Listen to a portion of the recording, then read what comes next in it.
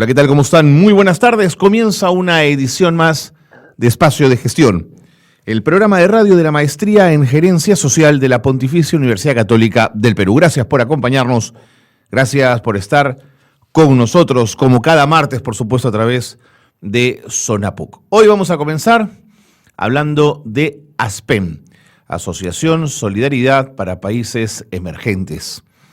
¿De qué se trata? Es una ONG. ¿Qué fondos usa? ¿Qué alcance tiene? ¿Qué impacto consigue? Siempre nos interesa conversar con organizaciones que tienen que ver con desarrollo. Y Ricardo Fernández, que es el coordinador de proyectos y monitoreo de ASPEM, está con nosotros justamente para hablar de la misión de ASPEM y otros aspectos. Ricardo, bienvenido. Gracias por estar con nosotros. Muy buenos días también, Carlos. Gracias por la invitación. Es un gusto tenerte aquí, Ricardo, y tener a ASPEM con nosotros. Cuéntenos del origen de la organización, ¿de dónde viene? ASPEM es una ONG italiana que se funda por allá por finales del 79. Un grupo de jóvenes que estaban alrededor de una parroquia, de un grupo de laicos, deciden hacer cooperación internacional y forman ASPEM en Italia. Y comienzan a hacer sus primeras experiencias de trabajo en el África, en Burundi. Y luego con los años, de algunos problemas por las crisis políticas, la guerra civil en Burundi por los 80, es que vuelcan la mirada hacia América Latina y vienen al Perú. Primero vienen para conocer América Latina, entran por Lima, van a Ecuador. En Ecuador tienen algunos contactos y al regresar ya para Italia es que toman contacto con un grupo de sacerdotes que estaban en el Cerro San Cosme, que eran italianos, y es ahí donde se interesan por iniciar algún tipo de experiencia e intervención aquí en Lima, ¿no? ¿El sesgo de ASPEM es de ser una organización religiosa? No, se funda con jóvenes que pertenecían a una organización religiosa, pero no tenemos ningún acercamiento concreto a la iglesia, a la iglesia católica. Mantenemos una filosofía, mantenemos una política, mantenemos una cercanía personal, institucional, pero no respondemos a una organización religiosa. De acuerdo. En esos 80 llegan entonces estos italianos, se encuentran con estos sacerdotes, hay un comienzo de trabajo en desarrollo, ¿en qué áreas?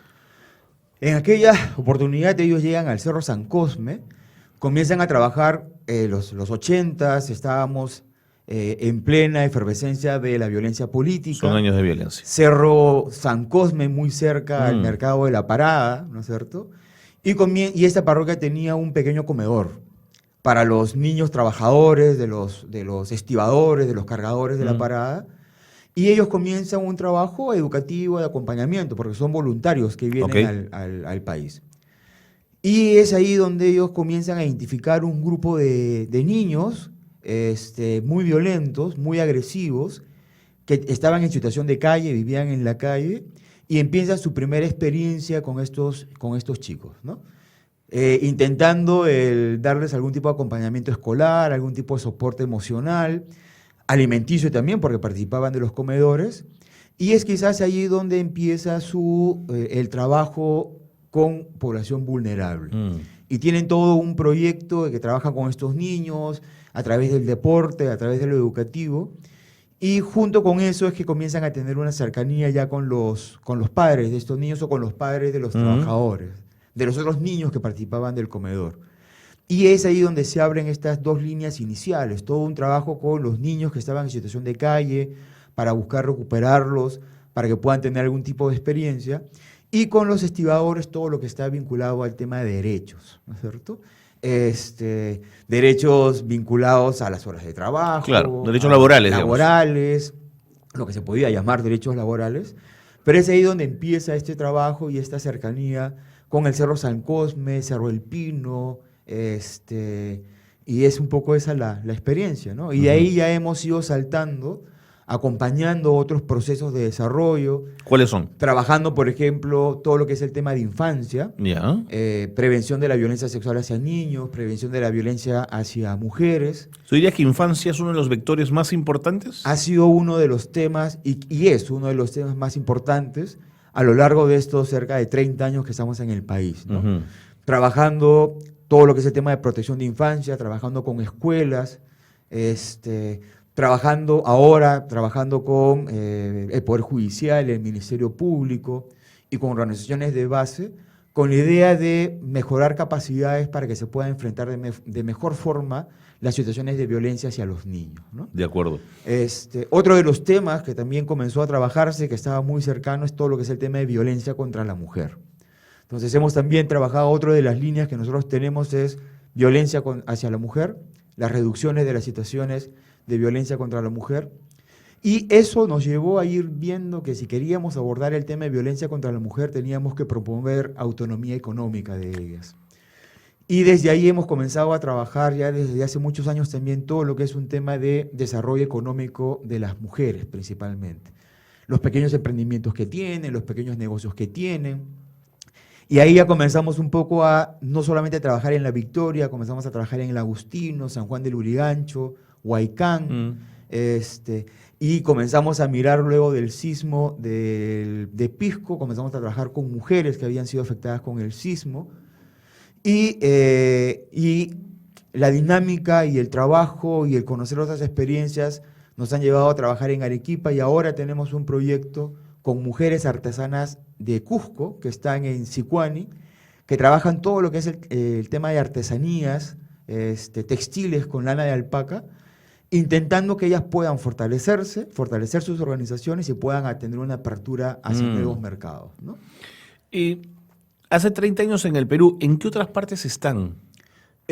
Actualmente estamos en Cusco, hemos estado en Lima, en los distritos de El Agustino, Atevitarte, La Victoria, hemos tenido intervenciones en Chincha, interviniendo en emergencia, por otra de las líneas también está vinculada al tema de gestión de riesgos y emergencia, en Chincha, en Arequipa, en Cusco, y estamos comenzando a tener iniciativas o trabajos en Ayacucho. Ok, ¿no? Eso dentro del Perú. ¿Y fuera del Perú? ¿Tienen presencia? Fuera del Perú tenemos, como Aspen, tenemos una oficina en Bolivia. En Bolivia. Entonces hemos tenido intervenciones en Bolivia, tenemos allí proyectos que se están ejecutando en Bolivia, pero en Bolivia más hacia lo que es el tema de agronomía, agricultura familiar, ¿no? Entiendo. Pero por lo que me has contado, mira, me has dicho infancia, violencia, el tema de la escuela, Poder Judicial y Ministerio Público, violencia contra la mujer, autonomía económica, son varias líneas. Así es. Me sorprende, digamos, porque por lo general encuentro organizaciones que enfocan en algo y ahí se quedan, pero ustedes han abierto la baraja. Ajá. ¿Por qué? Una de las cosas que nosotros tenemos bien claro como propuesta de proyecto es que si queremos promover el desarrollo, no podemos solamente enfocarnos en un tema. La persona es integral, ¿no es cierto? Y con una mirada de integralidad, tenemos que apostar por ayudar a que puedan enfrentar los diversos problemas y situaciones por las cuales se enfrentan, ¿no es cierto? Entonces, si hablamos de infancia y hablamos de violencia contra los niños, no solamente podemos tocar el tema de violencia, sino tenemos que ver cómo ellos enfrentan las situaciones en la escuela, cómo mejoran sus capacidades en la escuela, cómo logran ir resolviendo y mejorando el entorno familiar, cómo pueden ellos participar y ser líderes en los municipios escolares, cómo ellos pueden tener materiales para enfrentar una probable situación de violencia. Entonces, nuestra mirada es intentar abrir el abanico que tienen e intentar intervenir resolviendo o ayudando a que ellos puedan resolver situaciones integrales. ¿Cómo se financian? Nosotros presentamos proyectos. Nosotros tenemos ¿A la cooperación internacional? Sí, nosotros tenemos 3 formas de financiamiento, ¿no? Uno, a través de campañas en Italia, donde se recogen y recolectan fondos. O sea, nunca se perdió ese vínculo inicial. Nunca se perdió el vínculo. Interesante. ¿Cierto? Entonces, con Italia tenemos estos financiamientos, se hacen pequeñas campañas y recolecciones de fondos que ayudan a cofinanciar proyectos que se presentan a la cooperación internacional. Claro. Desde la Unión Europea, desde bancos que abren proyectos. Y otra de las líneas está vinculada a los proyectos que se presentan aquí en el país. Okay. Ya sea a través de programas o proyectos como Fondo de Empleo seguro. O como gobiernos locales. Y esas son las 3 fuentes de cooperación con los cuales se financian los proyectos, ¿no? ¿Cuánta gente trabaja en ASPEM en un buen día? En un buen día, en estos momentos, estamos hablando de 15 15, 16 personas que trabajan aquí, en Ok, la oficina. en planta, a tiempo En planta. completo, digamos. A tiempo completo, Ok. así es. Y luego tenemos en Cusco, por ejemplo, hay 3 personas que están trabajando allá. Pero no solamente personal peruanos, ¿no es cierto? Porque Aspen nace como una propuesta de generar el intercambio entre Así italianos es. y peruanos. Entonces nosotros tenemos 2 Casi programas. una suerte de servicio civil, ¿no? Nosotros tenemos un programa de servicio civil. Hay mira. jóvenes que postulan al programa Cascos Blancos, que es un programa de servicio civil en Italia, que da la posibilidad de que puedan venir jóvenes a trabajar durante un Interesante. año aquí en el país. En Alemania también tienen un servicio civil Exacto. fabuloso, ¿no? Exacto. Entonces, estos jóvenes vienen y apoyan las iniciativas, Claro. ¿no? Por un lado, y por otro lado, desde hace unos 2 o 3 años estamos recibiendo voluntarios que vienen de la Unión Europea. Entonces hay también un programa de voluntariado para jóvenes. En la Unión Europea ya no son tan jóvenes, ¿no? Un poco más adultos, pero que quieren hacer Ya vienen una con su experiencia. carrera, digamos. Ya vienen con una carrera técnica y vienen aquí a aportar a Perú o a Bolivia, ¿no? Quiero entrar por ese lado. ¿Por qué vendrían italianos al Perú? ¿Tienen una suerte de vocación social mucho más encendida? ¿Un nivel de solidaridad hacia lo que serían los países en vías de desarrollo o tercer mundo? ¿Por qué intuyes, Ricardo, que vienen al Perú? Yo creo que una de las cosas que se da y que se ha dado y que ha permitido que estos jóvenes, y a veces ya no tan jóvenes, vengan a hacer este trabajo voluntario, es esta mirada de igualdad y de equidad, Ok. ¿no? Entonces son jóvenes que de una u otra forma han tenido algún tipo de experiencia, que han tenido algún tipo de historia de vida que le permite mirar no a países en subdesarrollo, sino este término que a mí me gusta mucho, en emergencia, Ok. Emergentes, ¿cierto? países emergentes. Entonces, quieren volcar su experiencia, quieren volcar lo que han logrado aprender y tienen una mirada de mirar hacia América Interesante, Latina. ¿no? Y Aspen en Italia ofrece esta oportunidad. Por supuesto. Los jóvenes postulan y vienen aquí, ¿no? Y cuando aquí llegan es muy interesante porque muchos de ellos vienen con una sensibilidad tal que les permite insertarse, algunos más o menos, pero insertarse en realidades duras, diversas. No les cuesta. Les cuesta, como les cuesta a Ajá, cualquiera, ya. pero se insertan con facilidad. Entiendo. Y tienen este lenguaje, no solo el idioma, sino sensibilidad que les permite enganchar con las personas, ¿no?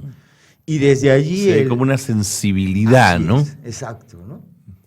Que va más allá de lo que puedan conocer. Que va más allá, sí, ¿no? Sin duda. De lo que sin puedan, duda. de la experiencia. Algunos han venido muy jóvenes, en carrera, pero logran involucrarse y trabajar con la gente. Me quedan algunos segundos antes de irme a la pausa, pero sobre este mismo tema, ¿tienen rostro de hombre o rostro de mujer tus voluntarios italianos, Ricardo? Mira, los voluntarios que llegan, estamos hablando, ahí llegan más mujeres que hombres. Llegan más mujeres. Pero también por etapas, ¿no es cierto? Ok. O sea, hay grupos, porque a veces llegan entre 6 y 7 jóvenes, hay grupos donde hay más hombres, más mujeres, entonces... Ok, de acuerdo, es puede variar. indistinto. Ok. Exacto. ¿Y cuál es el nivel de responsabilidad de ASPEM frente a temas de seguridad, frente a temas de vida de estos voluntarios? Bueno, nosotros hemos elaborado en el tiempo un manual de seguridad. Ok. Nosotros- Porque no te imaginas, tampoco nos puedes tirar al monte, Exacto. digamos, ¿no? Entonces, de una u otra forma, aquí en Lima tenemos 2 personas que los acompañan a ellos. Importante. Además, quienes tienen que salir a Cusco o a Ica, siempre están insertos en un equipo de trabajo. Entonces, no es que trabajan solos, trabajan en el equipo. Y ahí hay un monitoreo de las cosas que van. Y siempre hay esta apertura con la persona que tiene aquí en Lima directamente la responsabilidad de acompañarlos. Tienen canales de diálogo y canales de apertura, ¿no? Interesante. Entonces, porque no solamente es un tema de la seguridad de la zona donde están, sino también vinculado a sus propias emociones, sus propios Totalmente, por conflictos, ¿no? supuesto. Su encuentro con una realidad Así es. que puede ser muy dura en algunos casos. Ricardo, vámonos a la pausa y seguimos conversando. Gracias por estar con nosotros en Espacio de Gestión. Pausa y regresamos.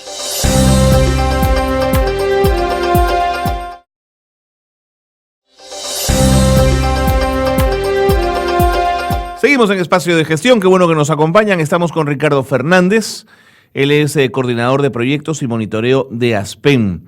ASPEN es una asociación solidaria para países emergentes que trabajan varios temas. Sin duda tienen un énfasis fuerte en infancia, en el tema de violencia, por ejemplo, y esto atravesado, por supuesto, con otros elementos como puede ser la autonomía económica, trabajan descentralizadamente, el tema de gestión de riesgos, en fin. Ricardo, aterricemos entonces esta conversación y cuéntame cuál es, por ejemplo, de los proyectos que han trabajado o que trabajan con infancia, el más emblemático, el que ustedes sientan que es poderoso, que es medible, que ha tenido, además esto es un programa de gerencia, por eso un poco te pregunto por ese lado, ¿no? Que ustedes hayan sentido que ha impactado y ha transformado la vida de personas. Creo que uno de los proyectos emblemáticos en ese sentido es uno que iniciamos en el Cerro del Agustino hace unos 8 o 9 años y que tenía un enfoque de promover las reducciones de los factores de riesgo frente a la violencia sexual. Okay. Entonces trabajamos allí con las instituciones educativas, hicimos un cuento, Catalina Agustino, pero trabajamos en coordinación con las familias, familias que estaban en riesgo, para lograr que ellas puedan tener espacios diferenciados para dormir entre niños y niñas. Okay.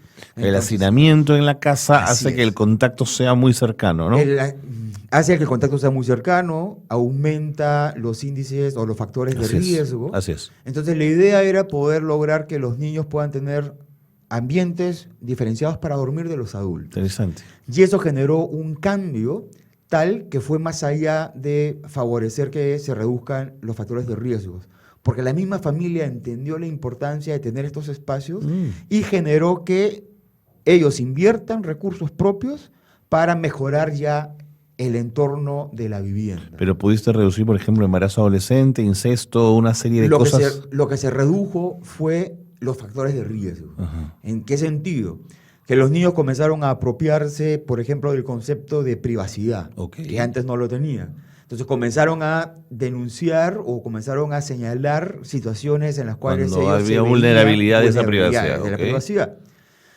¿Y eso cómo lo mediste, Ricardo? ¿Los chicos lo hablaban, lo contaban? Lo que comenzaron a contarlos, cuando trabajamos en escuela, trabajamos en el cuento y el cuento nos hablaba de adultos referentes. Y los tutores comenzaron a convertirse en adultos referentes. Y ellos comenzaron a recibir la información de los niños frente a esos casos. Okay. ¿No? Entonces, si bien el impacto que se tuvo, porque se trabajaron en 400 familias, ¿no es cierto? No pudimos medirlo luego si es que habían pasado a denunciarse, pero la información que nos dieron los docentes es que ellos habían conocido más casos de situaciones de violencia. Esta experiencia luego la traspolamos o intentamos hacer una réplica en el Ate Vitarte en Huaycán y los resultados fueron casi los mismos. No te puedo creer. Siendo poblaciones diferentes, siendo estratos sociales parecidos, pero la configuración de las casas eran distintas. Totalmente. Porque en Huaycán no podíamos hablar de hacinamiento porque estamos hablando de zona baja, más amplia. Más amplia, sí, claro. Pero se configuraba que las casas eran más amplias, pero todos habitaban en una misma habitación. Entonces, al comenzar a intervenir allí, usando las mismas estrategias, logramos un impacto similar. ¿No? Y eso generó que el número de personas que fueron beneficiarias saquen la experiencia de sus viviendas y lo lleven a su comunidad.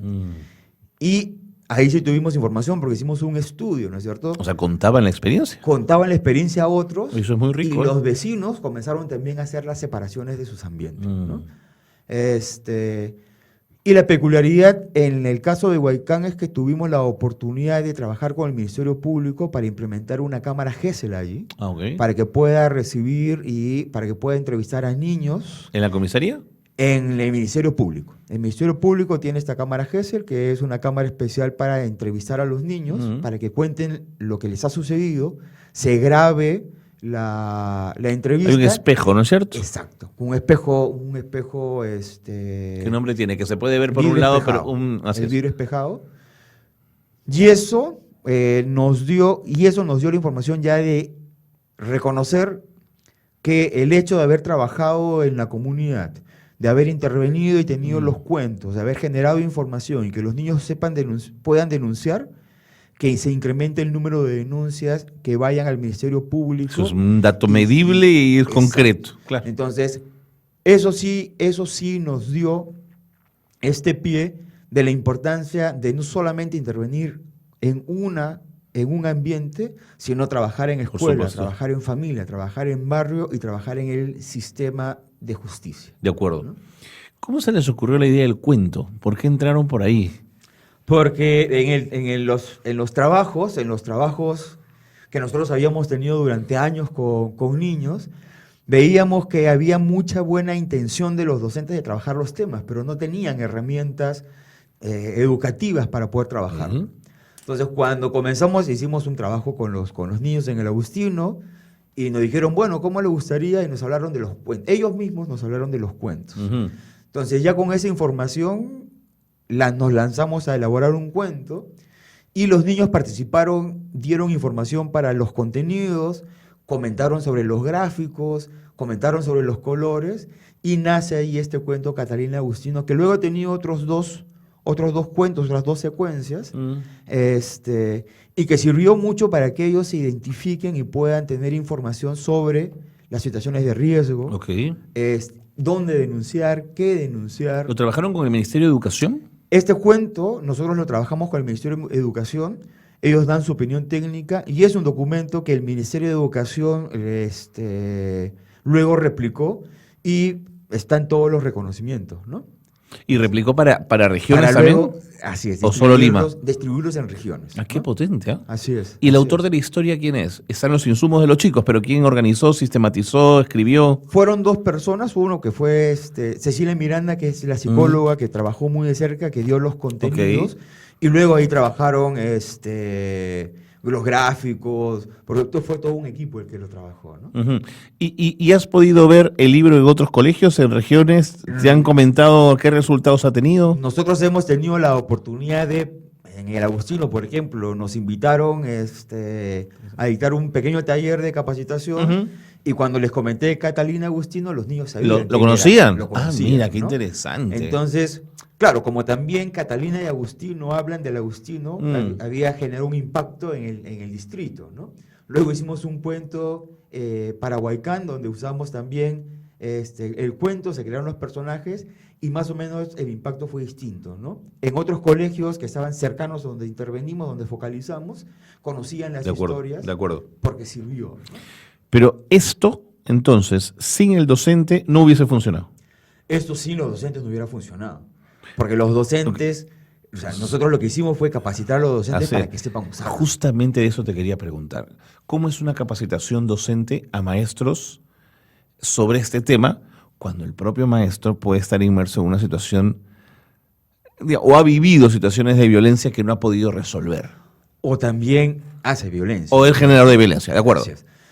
Lo que sucede es que allí la estrategia que operó fue identificar a aquellos docentes que tenían la intención de querer trabajar. Okay. No podemos trabajar con todos. Eran voluntarios. Pero, por ejemplo, con los docentes que habían asumido las tutorías, que ya ahí había un grado de interés de ellos por trabajar los temas, entonces con ellos trabajamos, ¿no?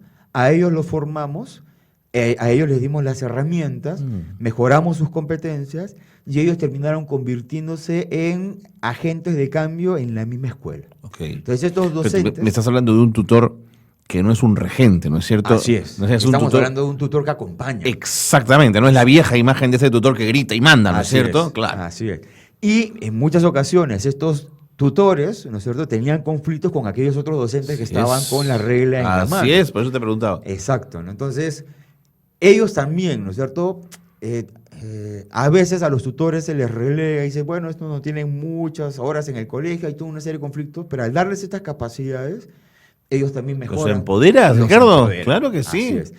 Y se convirtieron en agentes de cambio, ¿no? Algunos de ellos hasta tuvimos una pequeña iniciativa de crear pequeños espacios de radio al interior de la escuela dirigidos por los propios chicos y que iban trabajando estos temas lo grababan y lanzaban sus spots y sus comentarios en las horas de recreo, ¿no? Qué monstruo. Entonces, esas cosas son las que ayudan y las que te dicen, hay que fortalecer capacidades de quienes están con los chicos siempre, a toda hora, ¿no? Algunos docentes luego cambiaron de colegio y la experiencia se llevaron a sus nuevas instituciones educativas. Entonces, esa es la idea un poco de ir trabajando, generando y mejorando capacidades de aquellos que están dispuestos a abordar el tema. Fantástico, Ricardo, creo que ha sido muy claro. Creo que se nos han quedado seguramente un montón de proyectos en las alforjas, pero creo que este que nos has contado es absolutamente significativo y contundente. Y ojalá se pudiese hacer que Catalina y Agustino llegaran a todos los rincones del país. Así es. Gracias. Y gracias también a ustedes por la oportunidad y a su disposición cuando quieran. Seguiremos conversando. Gracias, Ricardo. Pausa y seguimos con más aquí en Espacio de Gestión.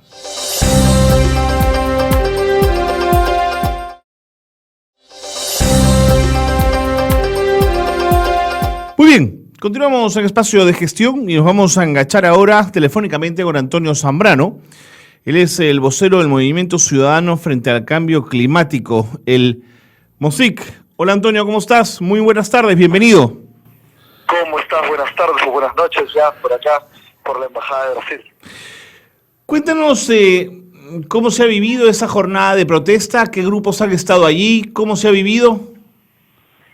Bueno, acá han habido varios miles de personas. Nosotros en realidad hemos convocado entre el colectivo Viernes por el Futuro de Perú, el capítulo Perú, porque es un colectivo mundial, nosotros como MOSIC, Tierra Activa, y en realidad han venido acá miles de personas, de ciudadanos, convocados de manera pacífica a expresar en realidad la cólera que sentimos, ¿no? Porque realmente hay cierta impotencia de ver literalmente cómo se enciende en la Amazonía cientos de miles de hectáreas de selvas se están quemando en este momento. Y ojo, no solo en Bolivia y en Brasil, sino ya en nuestro país, ¿no? Solo en lo que va de los últimos días, la INDECI ya ha confirmado que ha habido más de 128 incendios en el territorio nacional. Entonces, justamente la gente con todo su derecho sale acá a protestar y hemos justamente elegido la Embajada de Brasil porque nos parece emblemático de esta situación trágica.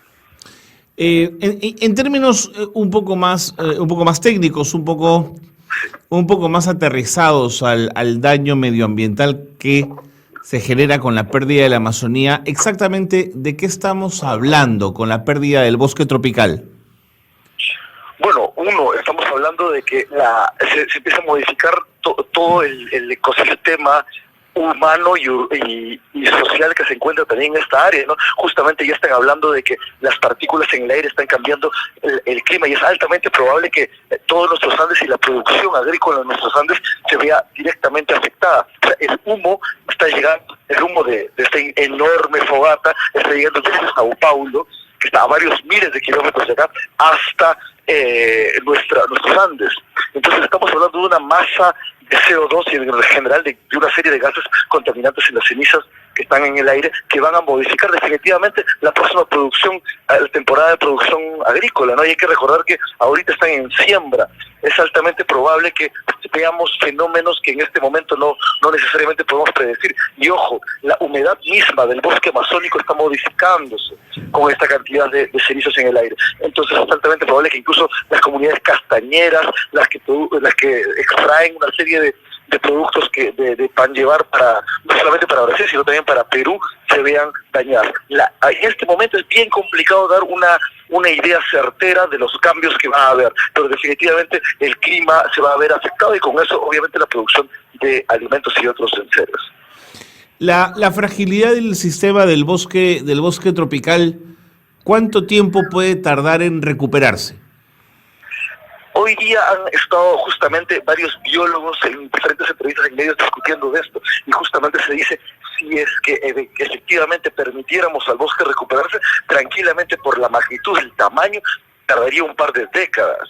Miren lo que en algunas semanas podemos destruir. Y hay que recordar que el bosque no es únicamente madera, y justamente los ecólogos están diciendo hay una enorme cantidad de investigaciones que se intentan hacer para descubrir curas de enfermedades, en realidad la utilización de las plantas y los animales, que además están en peligro de extinción, ¿no? En particular en nuestra Amazonía, en la Amazonía brasileña y en la boliviana. Entonces, el daño es literalmente imposible de calcular. Si lo quisiéramos hacer exclusivamente en nuestros términos económicos, tendríamos que ver el tema de la agricultura, la extracción de diferentes productos, incluso el tránsito y la gente misma, ¿no? Hay casas que se están quemando, hay comunidades que se están quemando. Es realmente, en principio y fundamentalmente, una tragedia. Pero ojo, un dato sumamente importante que es unánime es que no existen en el bosque húmedo amazónico, no existen incendios naturales. No hay condiciones suficientes de sequedad para dar la posibilidad de que se incendie por sí mismo. Todos los incendios que se han generado son incendios provocados por el ser humano. ¿Por qué? Para expandir la frontera agrícola, ¿no? Y hay justamente una competencia entre los grandes hacendados y los pequeños justamente productores y especialmente habitantes del bosque, ¿no? Ese último punto que mencionas es muy importante. Es decir, mientras que en los bosques mediterráneos, en los meses de verano, por sus características y por su sequedad, sí pueden prenderse, digamos, y rápidamente, el bosque húmedo no necesariamente. No es posible, o sea, realmente para que se prenda de forma natural tiene que estar muy seco, no solamente en las plantas, sino la tierra misma. Tiene que haber una serie de condiciones, uno, atmosféricas, y dos, biológicas, para que se pueda prender. Y la cantidad de humedad. O sea, hay que tener claro esto. El 20% del agua dulce del mundo pasa por la cuenca amazónica. Y la zona el agua no solamente pasa por los ríos, sino que pasa por el aire. Los árboles, la selva misma transpira. Y esa cantidad increíble de líquido está en el aire, en buena parte del aire. Entonces hay que efectivamente rociar gasolina, incluso no solo poco, sino cantidades importantes para que mantenga y efectivamente llegue a una temperatura tal que el bosque empieza a reaccionar en contra, ¿no? Es decir, que efectivamente haya un incendio de tal magnitud. Y no hay solo uno, hay miles de incendios al mismo tiempo, porque incluso fue anunciado por algunos hacendados en redes sociales que es la época de quema. Incluso el mismo Bolsonaro lo dijo, es época de quema y se acabó. Es casi normal. Y efectivamente cada año pasa eso. No hay que olvidar que, por ejemplo, San Martín es nuestra región más deforestada por la quema para la agricultura, acá en nuestro país nomás. Entonces, es una práctica común. El problema es que se deterioran los suelos y solo se permiten muy pocos tipos de actividades económicas, muy poquitos. O sea, la ganadería extensiva en el caso de Brasil, acá la palma aceitera, que es muy depredador también, y necesita enormes cantidades de agrotóxicos, ¿no? O sea, también un deterioro de la tierra constante. Bueno, son actividades efectivamente económicas, pero que conflictúan con los cientos de pueblos indígenas amazónicos que se encuentran intentando defender este ecosistema increíblemente diverso. Antonio, ¿existen instrumentos legales globales para llevar a Bolsonaro a una corte internacional por lo ocurrido? Hay muchas personas que ya empiezan a soltar estas ideas y en realidad nosotros la compartimos. Es decir, esa negligencia tremenda es un crimen ambiental, pero también un crimen contra la humanidad. Están incluso la G7, y es una cosa importante el día de hoy. Macron, el presidente de Francia, ha llamado a la G7 de manera de urgencia poner en la agenda un debate sobre lo que está pasando en Brasil. No solamente por estos incendios de ahorita, sino porque se pretende continuarlos. Y ojo, dato importante, no estamos en la época más seca del año, es decir, la facilidad con la que se va a ampliar estos incendios provocados va a ser mucho más profundo en septiembre. O sea, como te digo, no es fácil provocarlos, pero se suelen hacer y se puede continuar expandiendo. Entonces, sí, nosotros acusamos justamente a Jair Bolsonaro porque está promoviendo, nunca antes en Brasil ha habido tantos incendios, solamente con los del año pasado ha crecido casi 100% la cantidad de incendios, ha crecido 80 y pico %. Es una tragedia, realmente es una tragedia que vamos a recordar y vivir realmente todos los seres humanos y en particular nuestros hijos, ¿no? Hay que recordar que el año pasado el Estado peruano sacó el libro rojo de la fauna silvestre amenazada del Perú, y ya es solamente en el Perú, solito en nuestro territorio tenemos 389 especies amenazadas con extinguirse. No sabemos cuántas están en estas zonas que se están prendiendo, ¿no? Que se están ardiendo. Ahora, desde una perspectiva más política, Bolsonaro le ha dicho a Macron también, oiga, ¿y quién es usted para darnos órdenes y decir qué tenemos que hacer? Digamos, es una respuesta un poco cínica, pero de pronto los franceses tampoco son los llamados después de sus conductas coloniales del siglo pasado a poner orden, ¿no? Definitivamente, yo estoy completamente de acuerdo con que no puede haber interferencia, pero sí puede haber un llamado de atención, porque lo que pasa es que estos países justamente, no solo los del G7, sino varios países de Europa financian de manera directa conservación. Eso le encanta a Bolsonaro, recibir la plata. El problema es que justamente países como Alemania el día de ayer ha confirmado que está deteniendo todos los fondos que está enviando a Brasil para la conservación, porque dice que no existen formas de rastrearlo, porque simplemente se desaparece la plata, y dos, evidentemente el gobierno no está implementando correctamente las cosas, pero no solo Alemania, sino varios otros países, incluyendo, si es que no me equivoco, Noruega y Suecia están diciendo lo mismo. No es colonialismo, pero efectivamente hay una inversión en desarrollo y en conservación que estos países hacen. Obviamente una forma de presionar para que dejen la devastación es esta. No estoy de acuerdo, el colonialismo debe evitarse, la intervención también, pero hay que darse cuenta que este es un bien de toda la humanidad y de alguna manera los países tienen el derecho de expresar su opinión, como nosotros lo estamos haciendo en este momento acá frente a la Embajada de Brasil. Un dato curioso, y se puede escuchar quizá al fondo, es que ahorita hay una manifestación a mi alrededor, como hay en casi todos los países de América Latina hoy día, desde México hasta Chile, y en varias ciudades del Perú están ocurriendo. Ya ahorita me veo en medio de una hermosa batucada justamente acá enfrente de la Embajada de Brasil. Antonio, muchísimas gracias por la comunicación, gracias por habernos dado estos alcances. Muchísimas gracias a ustedes. Para cualquier cosita estamos al tanto. Muchísimas gracias. Antonio Zambrano ha estado con nosotros. Ahí escuchan ustedes cómo es que se ha vivido esta jornada de protesta frente a la Embajada del Brasil. Antonio Zambrano es vocero del Movimiento Ciudadano frente al Cambio Climático MOSIC.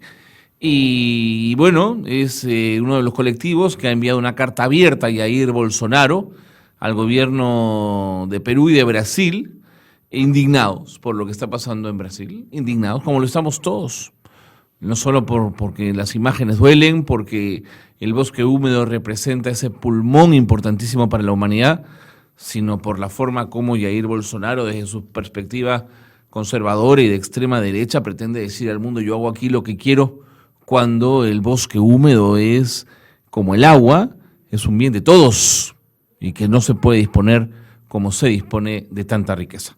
Vamos a una pausa y seguimos con más en Espacio de Gestión.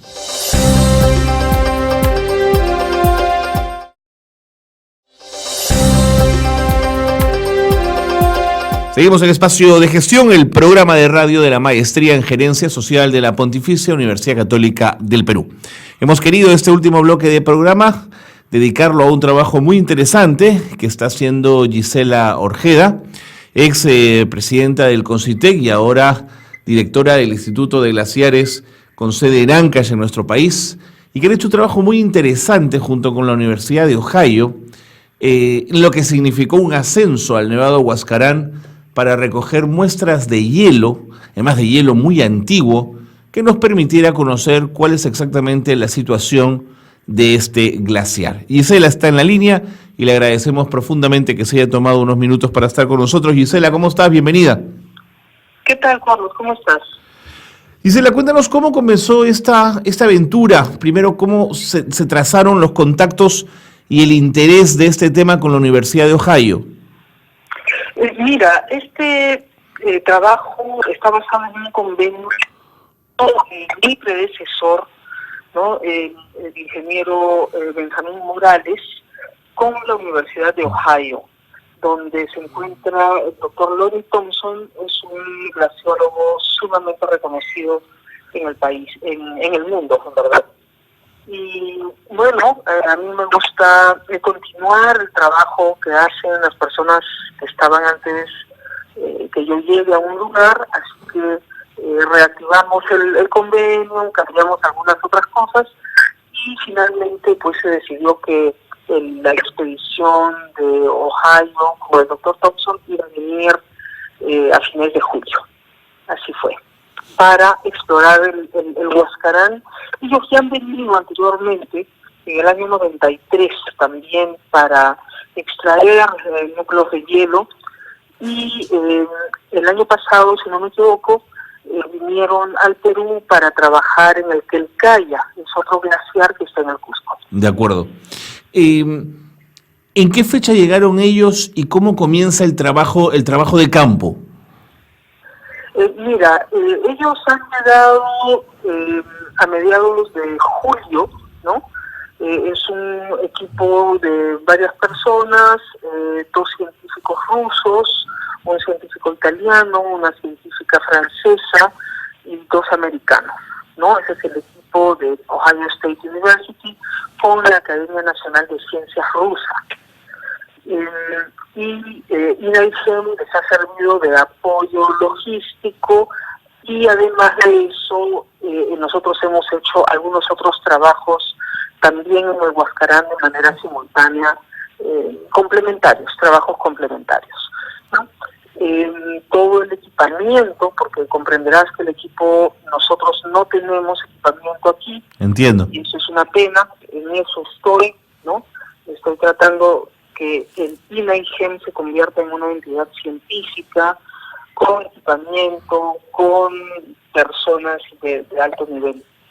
Entonces, son 3.000 kilos de equipos que hemos subido al Huascarán a lomo de mulas y también cargado por personas, ¿ya? Y se han hecho 4 perforaciones muy pequeñas de diámetro, o sea, entre 15 y 20 centímetros de diámetro, pero muy profundas, de casi 170 metros de profundidad en el col, y dos en el col y 2 en la cumbre sur. Te explico que el Huascarán tiene 2 picos, ¿no? El pico norte y el pico sur, y en el medio una depresión que está a 6.000 metros de altura, que se llama el col. El pico sur es el pico más alto, tiene 6.768 metros sobre el nivel del mar, y allí se han hecho otras 2 perforaciones de más o menos 70 metros de profundidad. Entonces los hielos se han cortado en trozos de más o menos 1 metro y se han puesto en cajas, en grupos de 6, ¿no? Cada caja pesaba como 50 kilos y se han bajado con ayuda de la Policía Nacional en helicóptero hasta unos camiones refrigerados que estaban esperándonos en Caras. ¿Fue complejo meter los equipos en el país? Porque son equipos nuevos, seguramente costosos. Mira, son equipos muchos fabricados por la gente de Lockheed Thompson, porque no es que se vendan equipos para hacer perforaciones en los hielos. Ah, mira. ¿No?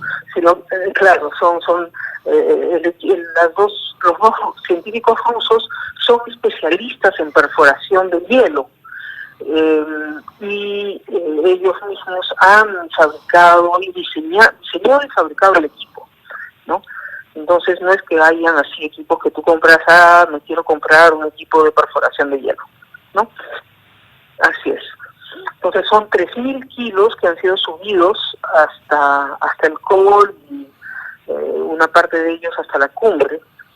Comprenderás que para bajar esto claro, se han empleado pues más de 30 personas, claro, ¿no? Así es. Ha sido una logística bastante grande, ¿no? Pero bueno, Lockheed Thompson trabaja eso pues en todas las cordilleras en el mundo, ¿no? Tiene una experiencia increíble. Tiene 70 años y es operado del corazón, y así todo ha subido a 6.000 metros y se ha quedado allí como 15 días. Fantástico. Y dime una cosa, Gisela, ¿qué tipo de evidencia científica puede arrojar una expedición como esta? Mira, cuando tú quieres conservar tu comida más tiempo, la pones en el refrigerador y en la congeladora. Claro. Pues lo mismo pasa aquí, ¿no?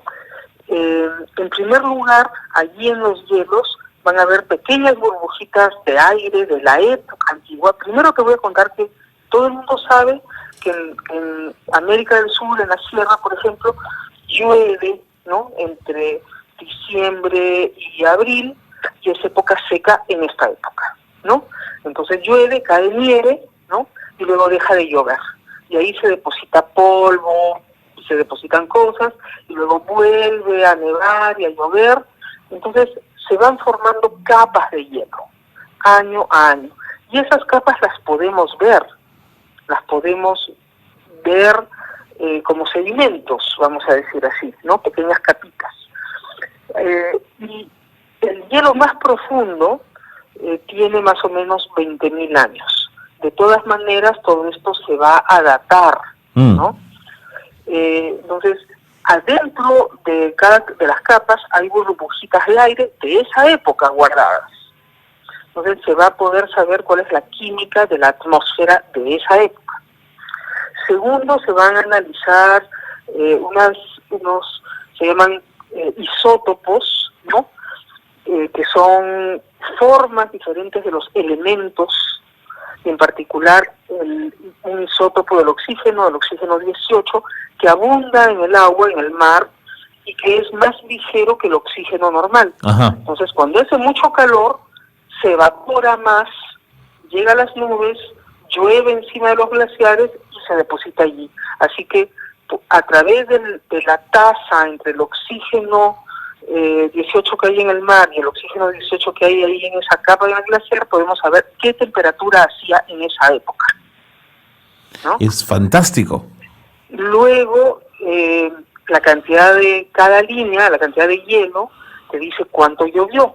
Entonces podemos saber si hubieron sequías, si hubo exceso de lluvia, podemos determinar si hubo el niño, la niña, los fenómenos del niño, la niña, y podemos ver la frecuencia de estos y asociarlos con otros fenómenos. Por ejemplo, además de lo que te acabo de decir, que es la parte físico-química, ¿no? Además también hay varias partes biológicas. Uh-huh. El viento en América del Sur viene desde el este, es decir, viene desde el este, barre por encima de la Amazonía llevando granos de polen y pequeñas basuritas, pajitas, hojitas, etcétera, que se depositan ¿dónde? Adivina, en los glaciares. En los glaciares, claro. ¿No? Exactamente. Y así que nosotros podremos ver los granos de polen de los últimos 20.000 años de la Amazonía. Entonces vamos a poder saber cómo se ha transformado la biodiversidad de la Amazonía, ¿no? A lo largo del tiempo y con los cambios climáticos que han habido. Es fantástico, es fantástico. Así es. Gisela, tuvimos noticias, confírmanos si no, que durante el tiempo que estuvieron arriba, ya en los últimos días, algunas comunidades cercanas tuvieron cierto resquemor a la presencia de los investigadores. Así es, mira, en realidad aquí se trató de unas cuatro personas, ¿no? Agitadores, ¿no? Que comenzaron a propalar que habíamos encontrado oro y uranio. Los cabecillas de estos se convencieron, ¿no? Que no era así, pero siguen insistiendo que hemos agujereado el Huascarán como si estos fueran unos huecos gigantescos.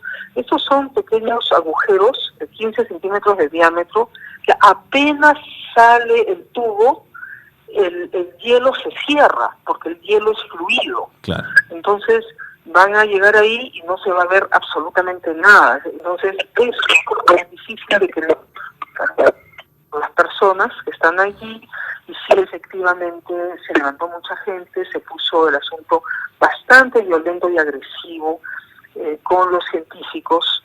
Efectivamente ya habíamos terminado todo el trabajo cuando esto ocurrió, ¿no?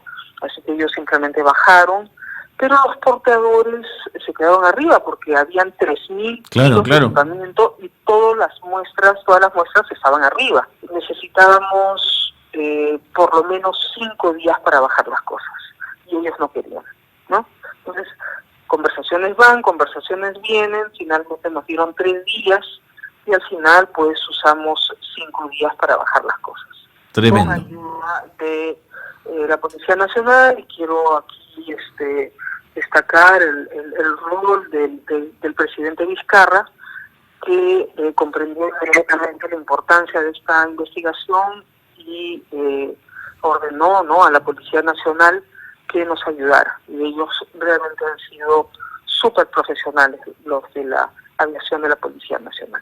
Una última pregunta, Gisela, y nuevamente agradeciendo la gentileza que has tenido con nosotros. Quería preguntarte si el CONCITEC, si alguna academia, universidad local colaboró con este esfuerzo. Mira, el CONCITEC ni siquiera ha tuiteado al respecto, ha hecho oídos sordos totalmente, lo cual me parece lamentable, ¿no? Bueno, una muestra más de la poca visión que tiene la gestión de Fabiola León Velarde, y lamento mucho pues que no se hayan interesado. Todo esto va a seguir su camino, se interesen o no, va a seguir su camino, el presupuesto está, apoya la National Science Foundation, y bueno, como te digo, hay varias universidades internacionales involucradas.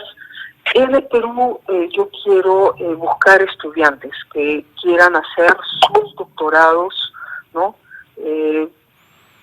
En Ohio State University, para poder participar mucho más activamente en las investigaciones y estar presentes en los artículos, ¿no? Eso es lo que te puedo decir por Perfecto. el momento. Gisela, nuevamente, muchísimas gracias. Un abrazo grande, gracias por habernos atendido. Gracias. Chao. Bueno, ya la escucharon ustedes, Gisela Orjeda. Es la directora del Instituto de Glaciares, del Instituto Nacional de Glaciares de nuestro país, que llevó adelante este esfuerzo que no es menor, de investigar el Huascarán con estas técnicas modernas, con la Universidad de Ohio, con investigadores internacionales, con científicos, que además se encontró con una situación compleja. No eran comunidades, en fin, que hablaban en relación a la necesidad de un respeto a las diferencias interculturales. No, eran agitadores que habían movido a la gente diciéndoles que habían encontrado oro y uranio. Tremendo, ¿no es cierto? Bueno, estos agitadores afortunadamente no cumplieron con su papel, no obtuvieron nada a cambio, si lo que querían era extorsionar, pero sí hicieron de alguna manera que la misión terminara un poco más rápido y con este sinsabor de tener que enfrentar a gentuza como esta. Nos tenemos que ir ya, el tiempo nos ha ganado. Gracias por haber estado con nosotros en Espacio de Gestión. Nos encontramos la próxima semana. Un gran abrazo.